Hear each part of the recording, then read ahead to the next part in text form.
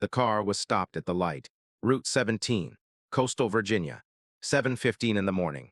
A Tuesday in late October, the kind of morning that comes in gray and stays gray. The sky low over the water. The trees on the shoulder stripped to their last leaves. The traffic was light. A few contractors heading toward the base. A school bus, a FedEx truck. And behind it, a dark blue sedan. Late model, clean driven carefully. Officer Troy Bassett noticed it 3 blocks back. He noticed it the way he noticed certain things, not because anything was wrong, but because of a calculus that he had never been asked to articulate and would not have been able to. A calculus built from 16 years of patrol work in Chesapeake County and the particular sediment that 16 years of a certain kind of patrol work leaves behind. He ran the plate out of habit. The plate came back clean, registered to a Rachel Ann Whitmore. No flags, no holds, no prior. He followed anyway. Captain Simone Whitmore. 44 years old, lean, precise in the way that people are precise, when precision has been required of them for a long time. She wore civilian clothes, dark slacks, a white button-down, a navy fleece. She had her coffee in the cup holder, a travel mug from the commissary on base, and a folder of briefing materials on the passenger seat. The car was her wife's car. She'd taken it because her own was in the shop, a routine service appointment she'd scheduled 3 weeks ago and then almost forgotten about. She was driving to Naval Station Norfolk. She had a briefing at 0900.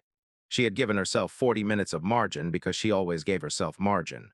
22 years in the United States Navy had made margin a reflex. She was not speeding. She was not weaving.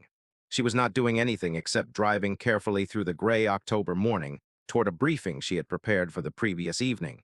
She saw the cruiser fall in behind her and noted it with the detachment of a woman who had learned, over many years, to note such things without showing that she had noted them. She checked her speed. 51, in a 55. She checked her mirrors. The cruiser held its distance for 4 blocks. Then the lights came on. She pulled over. Bassett took his time. That was deliberate. He knew what a long wait in a parked car did to people. It did different things to different people, but it always did something. He checked his screen. The plate was still clean. He called it in anyway, identifying the stop and the location. He got out. He walked to the driver's side with the particular pace he had developed over 16 years.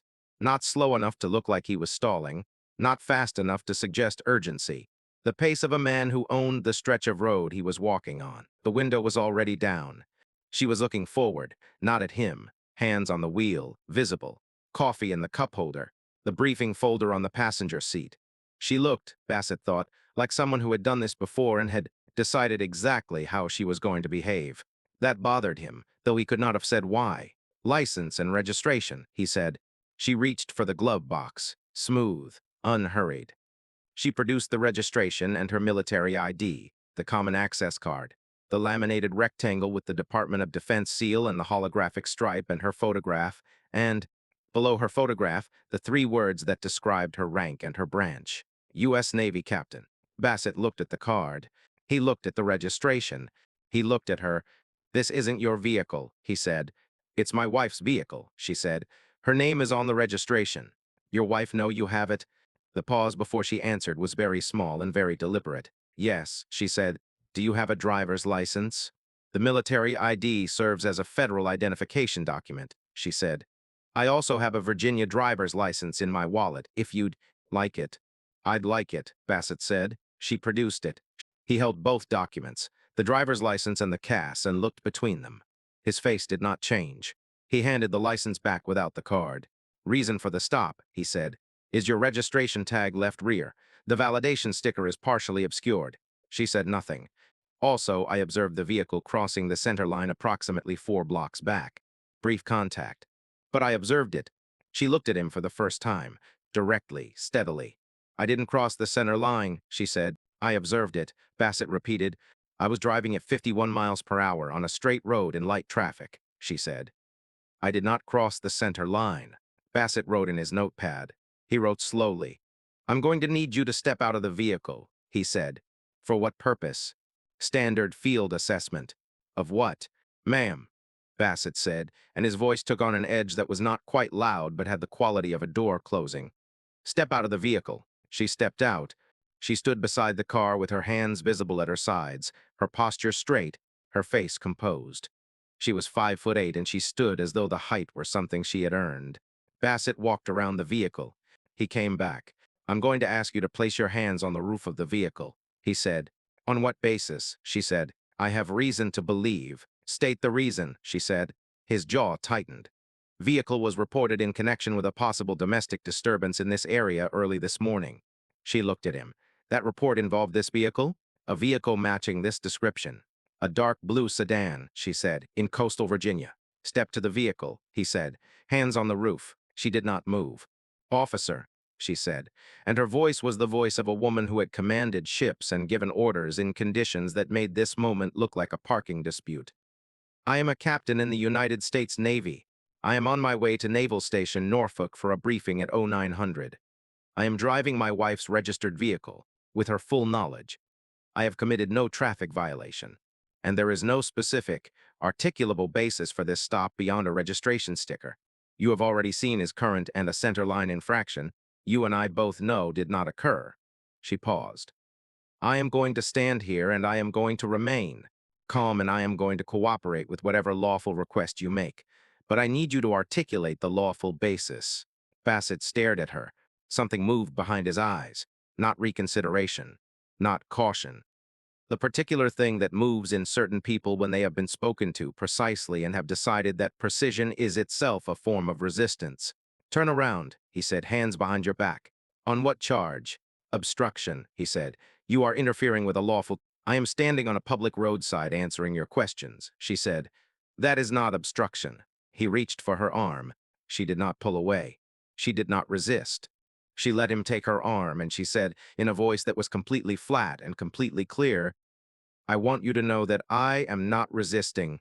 I am complying under protest. My name is Captain Simone Whitmore. I am an active-duty naval officer. Whatever is happening here is going to be reviewed." The handcuffs went on. She was placed in the back of the cruiser. Her coffee was still in the cup holder of her wife's car. Her briefing folder was on the passenger seat. Her 0900 meeting was 47 minutes away. What Bassett had not done, what he had not thought to do, or had thought to do and decided against, was run her military ID through the DoD personnel verification system before he put her in his car. Had he done so, the result would have returned in under 90 seconds. It would have told him the following: Captain Simone Renee Whitmore, United States Navy, active duty. Commanding Officer, USS Gerald R. Ford, CVN-78, the first and lead ship of the Navy's most advanced carrier class. 100,000 tons of American naval power, a crew of approximately 4,500. She was not a captain in the colloquial sense. She was a Navy captain 06, one step below flag rank, a rank that fewer than 1% of naval officers reach, a rank that in the surface warfare community was commensurate with commanding the most powerful warships afloat. She was, at the moment she was placed in the back of Troy Bassett's cruiser, one of the most senior commanding officers in the United States Navy. She was also, for the past 8 months, serving on a Joint Command Task Force whose activities fell under the direct oversight of the Office of the Secretary of Defense. None of this was in her civilian clothes. None of it was visible in the gray October morning. Bassett drove toward the Chesapeake County Detention Facility. He did not look in the rearview mirror. At 9:03, the duty officer at Naval Station Norfolk, a lieutenant commander named Aaron Park, received a call from the briefing room where Captain Whitmore's morning meeting had been scheduled. She was not there. She had not called. She had not sent a message. Park, who had worked with Whitmore for 14 months, and who knew her the way subordinates know commanding officers, they respect, with a combination of professional admiration and the particular alertness of someone who pays attention to what that person does, felt immediately that something was wrong. Whitmore did not miss meetings. Whitmore did not miss meetings any more than the sun failed to rise. Park called her cell. It rang through to voicemail. He called her wife. Rachel Whitmore answered on the second ring, and when Park asked whether the captain had left that morning, Rachel said yes. She'd taken her car and asked why he was calling. Park told her what he knew, which was almost nothing. Rachel said, "Find her." She said it in the voice of a woman who had spent 22 years learning to speak that particular sentence while keeping her hands steady. The duty officer's inquiry reached the Chesapeake County Sheriff's Department at 9:17. The desk sergeant who took the call was a woman named Gloria Tate, 23 years on the job, sharp and unflappable. who had fielded approximately 40,000 calls in her career and had a calibrated sense for the ones that mattered. She listened to Park describe the situation. She pulled up the morning's activity log. She found the stop. She found the arrest. She found the name. She put Park on hold for 45 seconds. She picked up the internal line and called Sheriff Donald Marsh. She said, "Sheriff, I need you to look at something right now." Donald Marsh was a fair-minded man in the sense that he tried to be, which is to say he tried harder than some and less hard than others, and on most days the trying was sufficient. He had been sheriff for 11 years. He had managed the usual inventory of a rural coastal county department, understaffing, budget pressures, the occasional officer who needed closer supervision. He had not managed anything like what he was now looking at. He called Park back. He confirmed the arrest. He confirmed that Captain Simone Whitmore was currently in a holding area at the Chesapeake County Detention Center. He listened to the silence on the other end of the line, the specific silence of a man who is deciding exactly what to say next. "Lieutenant Commander," Marsh said, "she'll be released within the hour. You have my word." "With respect, Sheriff," Park said, "she has a joint command meeting at 1400. I need to know she's going to be at that meeting." Marsh did not ask what meeting. He did not ask which joint command. He understood from the way Park said it that the meeting was the kind of meeting that did not get rescheduled for county detention. "Ons," he said, "she'll be there." He hung up. He walked down the hall to Bassett's supervisor. Whitmore was released at 10:41. She had been in the holding area for 2 hours and 23 minutes. She had sat in the chair they gave her with her hands in her lap and her back straight, and her face at a particular angle that the detention officer on duty, a young woman named Keisha Norris, would later describe as the most composed expression she had ever seen on a person in that room. Norris had looked at her intake sheet. She had looked at the CAC. She had done the math.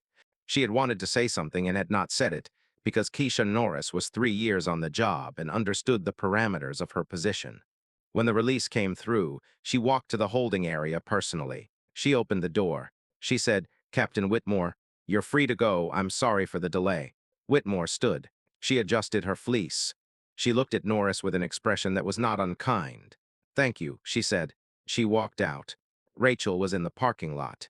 She had driven there the moment Park called her back with the location, and she had been sitting in her second car for 45 minutes with her hands on the steering wheel and a stillness that she maintained by effort she would not discuss with anyone, including Simone. When Simone came through the door, Rachel got out.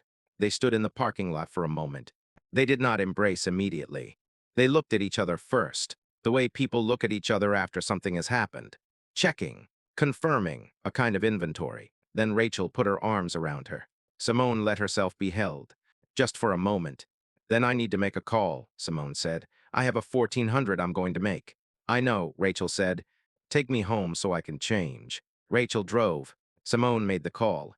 The call was to her executive officer, Commander Diana Torres, who had been managing the morning in the captain's absence, with the tightly controlled efficiency of a person running a critical operation in degraded conditions. Torres had already briefed the task force duty officer that the captain would be delayed due to a situation outside the command's control. She had not provided details. She had provided an estimated arrival time, and she had been accurate within 4 minutes. When Simone arrived at the Joint Command Facility at 13:52, in full uniform, she was greeted at the door by Torres, who looked at her with an expression that communicated approximately 40 things, without saying any of them. "The room is ready," Captain Torres said. "Thank you, Whitmore said. She walked in. She conducted the meeting. It lasted 2 hours and 15 minutes and addressed classified operational matters that have no place in this account. What matters is that she was there, that she had been in a county detention facility 7 hours earlier, and that she conducted that meeting as though neither of those facts were related. What happened next happened on 2 tracks simultaneously, and it is necessary to describe them in sequence even though they occurred in parallel. The first track was the official one. Sheriff Marsh ordered a full review of the stop within hours of Whitmore's release. He did this not because he was a crusader, but because he was a practical man. And a practical man in his position who looked at what Bassett had done understood immediately that the situation was not manageable, with an internal reprimand and a note in a file. The review looked at 3 things. It looked at the dashcam footage from Bassett's cruiser. The footage showed a car traveling in a straight line at a lawful speed. It did not show a center line infraction.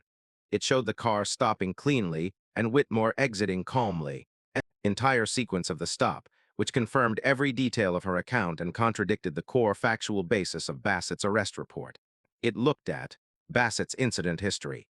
What it found was a pattern that had been visible to anyone who had looked for it, and had not been looked for because no one had had sufficient reason until now.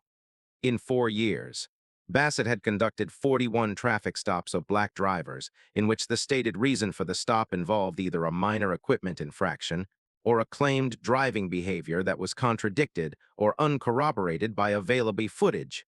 14 of those stops had resulted in detentions of more than 30 minutes. None of the detained individuals had been convicted of any offense arising from the stop. It looked at whether the domestic disturbance call Bassett had cited as additional justification had actually been placed that morning and whether it had involved a vehicle matching the description he provided. There had been no domestic disturbance call.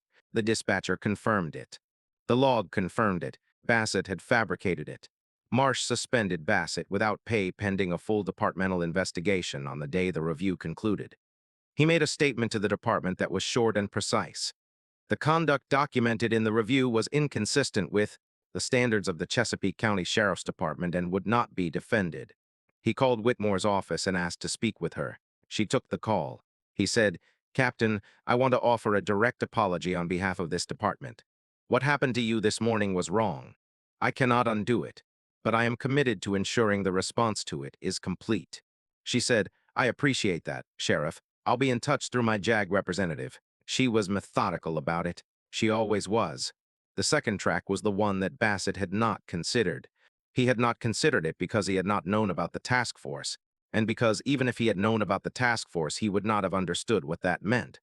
And because in 16 years of patrol work, nobody had ever explained to him, or he had never absorbed, the difference between someone who was inconvenient to him and someone who was connected to institutional structures that had longer arms than a county sheriff's department. The Joint Command Task Force had a duty officer. The duty officer had made a report when Whitmore's arrival was delayed. That report went up the chain. The chain, in this case, went quite high. The call to the Pentagon came from Rear Admiral Francis Chen, who was Whitmore's direct superior in the task force command structure, and who had spent the morning in a state of controlled fury that she had expressed to exactly no one until she had full information. She had full information by 1400. She placed the call at 1430. She spoke with the Office of the Undersecretary of Defense for Personnel and Readiness. She outlined what had happened. She was precise and she was factual, and she used none of the words that she had used internally during the morning, which were vivid and accurate and not suited to a call with a senior civilian defense official. The Undersecretary's office called the Department of Justice Civil Rights Division at 1515. The Civil Rights Division contacted the FBI's Norfolk field office at 1540. An agent was assigned at 1600. The agent's name was Special Agent Dennis Reyes. He was thorough, quiet, and had handled 7 federal civil rights cases involving law enforcement. In his 12-year career, he reviewed the dashcam footage, the incident history, and the fabricated call claim in his first working day. Reached the same conclusions the sheriff's review had reached, independently and faster. He requested Bassett's phone records for the morning of the stop. He requested the full incident history going back to the beginning of Bassett's service.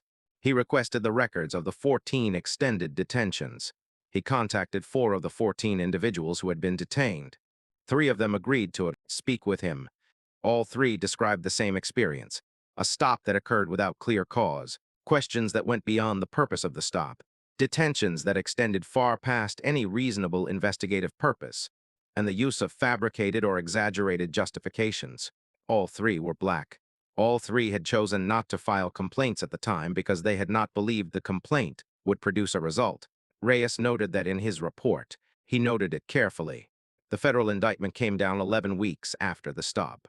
3 counts: deprivation of rights under color of law, the Whitmore arrest; deprivation of rights under color of law, one of the 3 prior stops, chosen because the documentation was cleanest and the witness was willing to testify; filing a false official report, the fabricated domestic disturbance call. Bassett was served at his home on a Wednesday morning. His attorney entered a not guilty plea. The trial was set for 8 months out. The trial lasted 6 days. The prosecution was methodical and clean. Reyes had done careful work, and the evidence was what it was.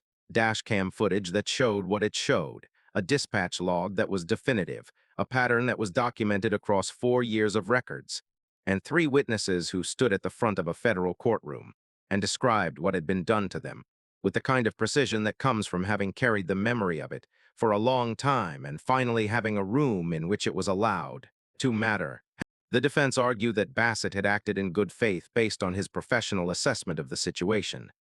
It argued that his incident history reflected high activity in a target area, not a racial pattern. It argued that the centerline observation, which was contested, was a matter of the officer's perception in the field. On the 5th day, the prosecution called Simone Whitmore. She walked to the stand in full dress uniform. The courtroom was still in the way. Courtrooms are still when something is about to happen that the room knows is significant. She was sworn in. The prosecutor asked her to describe the stop. She did. She described it the way she described everything, in sequence, accurately, without embellishment. She described what she had said and what Bassett had said and the exact moment the handcuffs went on, and what she had said at that moment. She described sitting in the back of the cruiser. She described the detention facility. She described Keisha Norris opening the door and apologizing. She described walking out to the parking lot and finding Rachel. She was asked whether, at any point during the stop or the detention, she had been frightened. She considered the question. "I was not frightened in the way the question may intend," she said. "I have commanded 4,500 people in conditions that require a different kind of courage than this situation required." She paused. "But I was aware, in a way that I am always aware, that the outcome of this stop was not within my control, in the way that the outcomes of the situations I command are within my control. I was aware that I was dependent on this officer's choices." She looked at the jury. "That awareness is something I carry every time I get in a car. It is something I have carried for a long time. What happened on Route 17 was not the first version of that awareness. It was the most consequential version of it." The courtroom was very quiet. The prosecutor said he had no further questions. The defense declined to cross-examine. The jury deliberated for 5 hours and 40 minutes. They found Bassett guilty on all 3 counts. Judge Patricia Howe sentenced him at a hearing 4 weeks later. 32 months in federal prison, 3 years supervised release, permanent revocation of his law enforcement certification. Before sentencing, she addressed him directly. She said, "You stopped a car on a public road with no lawful basis. You placed a highly decorated officer of the United States Navy in handcuffs. You fabricated a justification for doing so. You had done variations of this to other people before, people who had no institutional protection, who had no 4-star chain of command, who had no duty officer making calls at 9 in the morning on their behalf. And you had done it to them precisely because they had no protection." She looked at him. The law is not impressed by who the victim turns out to be. But this court does want to say clearly, for the record, that the people you targeted before Captain Whitmore were not less worthy of protection because they were less visible. They were exactly as worthy. Your sentence reflects that. The gavel came down. The 3 prior detainees were contacted by the Civil Rights Division within 6 months of the verdict. Each of them received a formal acknowledgement of what had been done to them and a referral to a civil attorney for potential claims. One of them, a man named Gregory Sims, who had been detained for over an hour on a fabricated expired registration claim in 2021, brought a civil suit. He settled for an amount that allowed him to pay off the loan he had taken out when he lost a day of work following Bassett's stop and couldn't cover that month's rent. It was not a large amount. It mattered to him. Whitmore completed her command tour on the Gerald R. Ford the following spring.